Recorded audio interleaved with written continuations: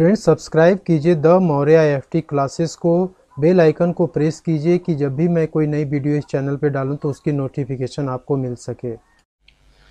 Friends नमस्कार, welcome back to Maurya FT classes. आज इस वीडियो में हम एक नई टॉपिक डिस्कस करने जा रहे हैं। Section 44 AB of income tax act 1961। Section 44 AB basically audit के बारे में बताता है कि बिजनेस और प्रोफेशंस यदि कोई पर्सन कैरी करता है या उसमें इन्वॉल्व है तो उसे अपने बुक्स ऑफ अकाउंट्स की ऑडिट कब करानी है उसके बारे में सेक्शन 44 AB बताता है। तो बेसिकली हम फाइनेंशियल ईयर 21-22 के बारे में हम सेक्शन 44 AB को स्टडी करने जा रहे हैं, जिसका कि असेसमेंट ईयर 22-23 है। तो सबसे पहले हम ऑडिट ऑफ बिजनेस को पिकअप करेंगे और इसके प्रोविजंस को समझने की कोशिश करेंगे कि यदि कोई पर्सन बिजनेस कर रहा है तो उससे अपने बुक्स ऑफ अकाउंट्स की ऑडिट कब करानी है और कब नहीं करानी है। तो उसके लिए हमने ये 4 कैटेगरी चूज़ की है। तो पहली कैटेगरी में हमने ये बताया है कि यदि कोई पर्सन जो कि बिजनेस में इंगेज्ड है, कोई भी बिजनेस यदि वो कर रहा है और वो बिजनेस में जो ट्रांजेक्शन्स हो रहे हैं उस ट्रांजेक्शन को पार्टली कैश में कर रहा है और पार्टली बैंक से कर रहा है। तो ट्रांजेक्शन्स का मतलब क्या हुआ? रिसीट्स एंड पेमेंट, यानी कि जो बिजनेस करने के द्वारा जो भी सेल और परचेस हो रहा है तो उसमें परचेस करते समय पेमेंट होगा और सेल करते समय रिसीट्स होगा। तो रिसीट्स और पेमेंट क्या हो रहा है? पार्टली कैश में हो रहा है और पार्टली बैंक के थ्रू हो रहा है।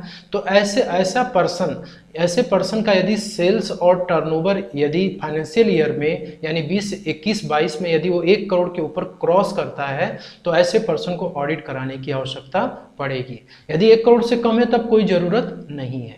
इसका एक्सेप्शन देखिए यह है कि यदि कोई पर्सन जिसका कि टर्नओवर 2 करोड़ तक है रिलेवेंट फाइनेंशियल ईयर में, रिलेवेंस प्रीवियस ईयर में 2 करोड़ तक यदि है और वो अपने बुक्स ऑफ अकाउंट को सिस्टमेटिक तरीके से और रेगुलरली मेंटेन नहीं कर रहा है तो ऐसा पर्सन ऑडिट से बच सकता है यदि वो सेक्शन 44 AD को यदि चूज करता है, जो कि प्रिजम्पटिव टैक्सेशन मेथड को बताता है। यानी प्रिजम्पटिव टैक्सेशन मेथड में आपकी जो इनकम है वो इस सेक्शन 44 AD के अकॉर्डिंग कैलकुलेट होगी और उसके बाद आपको टैक्स का पेमेंट करना होगा।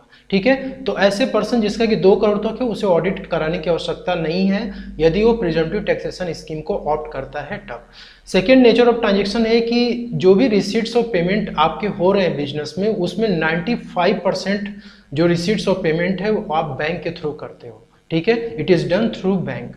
तो जो भी आपका मतलब सेल्स हुआ या टर्नओवर हुआ उसमें या परचेज आपने किया तो 95% यानी सेल्स का 95% आप जो है बैंक में रिसीव कर रहे हो और जो परचेस कर रहे हो उसका पेमेंट भी आप बैंक से कर रहे हो 95%। तो उस केस में आपको ऑडिट कराने की जरूरत तब पड़ेगी जब आपका टर्नओवर 10 करोड़ के ऊपर क्रॉस करेगा। ठीक है, तो एक्सीड्स 10 करोड़ उस केस में ऑडिट करानी होगी, इसका कोई एक्सेप्शन नहीं है।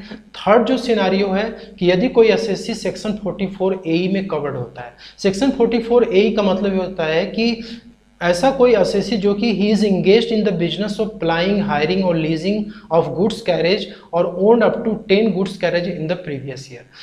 कोई भी एसएससी जो कि गुड्स कैरेज के बिजनेस में इन्वॉल्व है या तो उसको हायर पे देता है या फिर लीज पे देता है और वो 10 से ज़्यादा गुड्स कैरेज को ओन नहीं करता है प्रीवियस ईयर में, तो उस केस में सेक्शन 44 AE में किस तरीके से इनकम डिक्लेयर किया जाता है वो यहाँ पे देखिए बताया गया है। यदि हैवी गुड्स व्हीकल को यदि वो ओन करता है तो उस केस में जो ग्रॉस वेट है उस व्हीकल का उसका 1000 पर टन एवरी मंथ इनकम मान लिया जाएगा। जैसे ग्रॉस वेट मान लीजिए 10 टन आया, ठीक है, उस ट्रक का या फिर कोई भी गुड्स कैरेज का 10 टन आ रहा है तो 1000 से मल्टीप्लाई कर देंगे तो उस केस में उसका जो है इनकम 44 A में डिक्लेयर हो जाएगा। और यदि कोई यदि कोई आपका गुड्स व्हीकल जो है हैवी नहीं है, कोई अदर गुड्स व्हीकल है तो उस केस में 7500 पर व्हीकल एवरी मंथ है। तो ये सेक्शन 44 A में इनकम इस तरीके से डिक्लेयर हो जाता है। ठीक है, अब क्या हुआ कि जो असेसी है वो यदि डिक्लेयर करता है if assessee claims profit lower than the प्रेजेंटिव income, जो ये इसमें जो इनकम डिक्लेयर किया गया यदि असेसी क्लेम करता है कि हमारी जो प्रॉफिट है, हमारी जो इनकम है वो कम है तो उसको जस्टिफाई करने के लिए उसे ऑडिट कराने की आवश्यकता पड़ेगी।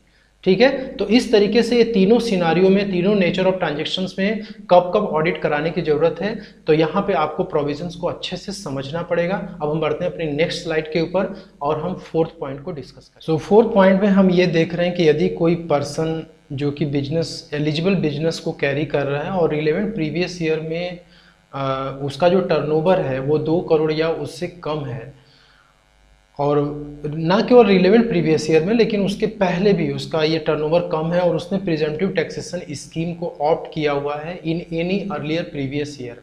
अभी हम प्रीवियस ईयर 21-22 की हम बात कर रहे हैं, तो 20-21 में लेट्स से दैट कि वो presumptive taxation scheme section 44AD में अपने टैक्स का पेमेंट कर रहा है। अब ऐसे पर्सन को ऑडिट कराने की ज़रूरत कब पड़ेगी? तो प्रिजम्पटिव टैक्सेशन स्कीम में जो इनकम डिक्लेयर होता है वो किस तरीके से डिक्लेयर होता है, सबसे पहले तो हमें ये समझना है। तो प्रिजम्पटिव टैक्सेशन स्कीम में जो इनकम डिक्लेयर होता है वो 8% ऑफ सेल्स, आपका यदि सेल्स पूरे साल भर में जो कुछ भी हुआ है यदि वो कैश में हुआ है तो 8% ऑफ सेल्स आपकी इनकम मान ली जाएगी यदि आप प्रिजम्पटिव टैक्सेशन स्कीम को ऑप्ट किए हुए हैं। प्रिजम्पटिव टैक्सेशन स्कीम को ऑप्ट कौन करता है? तो वो पर्सन जो कि बुक्स ऑफ अकाउंट्स को रेगुलरली या सिस्टमेटिक तरीके से मेंटेन नहीं करता है, ऐसे लोग presumptive taxation scheme section 44AD को ऑप्ट करते हैं। ठीक है, तो 8% ऑफ सेल्स आपकी इनकम मान ली जाएगी, और यदि आप बैंक से ट्रांजेक्शन करते हैं तो उस केस में 6% ऑफ सेल्स ट्रांजेक्शन मान ली जाएगी। तो ऐसा पर्सन यानी कि प्रीवियस ईयर में, अर्लियर प्रीवियस ईयर में वो 44AD में टैक्स का पेमेंट करता आ रहा है, लेकिन नेक्स्ट 5 ईयर्स में किसी भी ईयर में, जैसे यहाँ पे लिखा है if he declares profit in any of next 5 previous year, से प्रीवियस ईयर 21 और 22, तो 21 और 22 या फिर 22-23, इसकी मतलब 5 सालों में किसी भी ईयर में यदि ये पर्सन ये डिक्लेयर करता है कि हमारी profit less than section 44AD, यानी कि जो इनकम सेक्शन 44AD में डिक्लेयर की गई है उससे हमारी प्रॉफिट क्या है, कम आ रही है, तो 5 साल में किसी भी समय यदि वो डिक्लेयर करता है तो वो पर्सन क्या हो जाएगा, he can not opt section 44AD for the next 5 years after the year of such default. तो ईयर ऑफ डिफॉल्ट 21-22 हो जाएगी, इसके 5 साल तक वो सेक्शन 44AD को ऑप्ट नहीं कर सकता है, यानी कि वो अपने टैक्स का पेमेंट सेक्शन 44AD में नहीं कर सकता है। तो पहला कॉन्सिक्वेंस उस पर्सन के ऊपर ये आएगा। दूसरा ये होगा, अब देखिए इसमें जो 5 प्रीवियस ईयर होगा तो 22-23 से लेकर के 26-27 तक का प्रीवियस ईयर में वो he can not opt section 44AD। Second उसके ऊपर ये होगा कि उसे अपने बुक्स ऑफ अकाउंट्स को मेंटेन कराना पड़ेगा, और मेंटेन ही नहीं परंतु उसे ऑडिट भी करानी पड़ेगी। कब से करानी होगी? तो जिस ईयर में डिफॉल्ट हुआ है, एक तो वो ईयर और उसके बाद नेक्स्ट 5 ईयर्स तक उसे क्या करना होगा, अपने बुक्स ऑफ अकाउंट्स को मेंटेन कराना होगा, साथ में उसकी ऑडिट करानी होगी, और ऑडिट कराने के बाद उसको उसके अकॉर्डिंग टैक्स का पेमेंट करना होगा। लेकिन ऑडिट कराने के लिए शर्त यह है कि if income exceeds the basic exemption limit for the year of default and the next 5 previous year.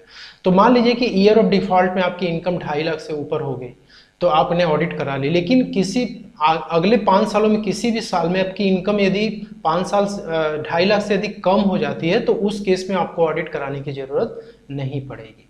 ठीक है, तो प्रिजम्पटिव टैक्सेशन स्कीम में जो लोग ऑप्ट किए हैं यदि वो अपना प्रॉफिट कम डिक्लेयर कर रहे हैं तो उन्हें ऑडिट कराने की आवश्यकता पड़ेगी ही पड़ेगी, नहीं तो जो इनकम सेक्शन 44AD में डिक्लेयर हो रहा है उस इनकम के अकॉर्डिंग उन्हें टैक्स का पेमेंट करना होगा। तो बढ़ते हैं नेक्स्ट स्लाइड के ऊपर और प्रोफेशन के बारे में हम डिस्कस। अब हम ये बात करेंगे कि यदि कोई पर्सन प्रोफेशनल है, ठीक है, यदि प्रोफेशनल है, प्रोफेशंस में इन्वॉल्व है किसी प्रकार के प्रोफेशन में, जैसे यहाँ पे notified profession under section 44AA1 में कौन कौन से प्रोफेशंस नोटिफाइड है, यदि कोई पर्सन इन सारे प्रोफेशंस में इन्वॉल्व है तो उसके ऊपर इनकम टैक्स का जो ऑडिट का प्रोविज़न है वो अप्लाई होगा।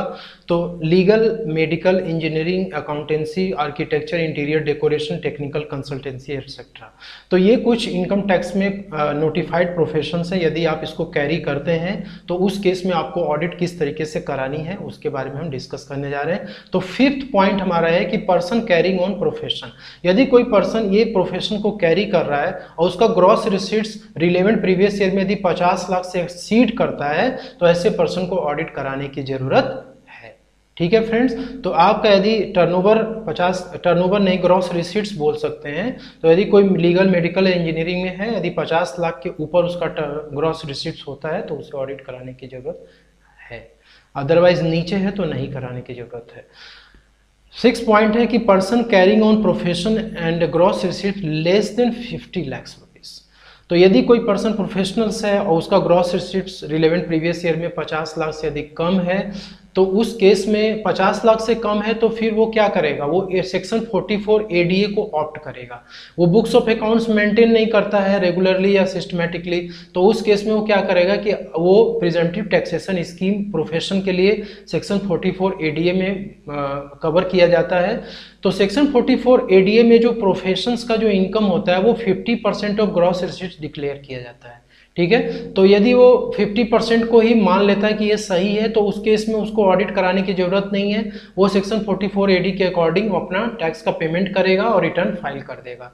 लेकिन यदि वो if he claims profit less than section 44 ADA, तो 44 एडीए में जो प्रॉफिट डिक्लेयर किया गया है, यदि वो क्लेम करता है कि नहीं हमारी प्रॉफिट कम है, तो उस केस में उसको जस्टिफाई कराने के लिए क्या करना होगा, ऑडिट कराना होगा।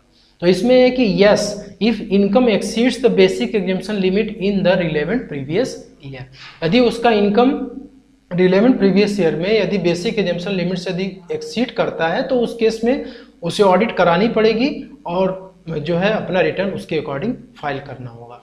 सो फ्रेंड्स, ये प्रोफेशन के लिए 2 रूल है जिसको कि हमने समझा, और ये सारी वीडियो में जो भी इंफॉर्मेशन हमने, जो भी डिटेल्स हमने डिस्कस करी, आई होप कि वो सारी बातें आपको समझ में आई होंगी।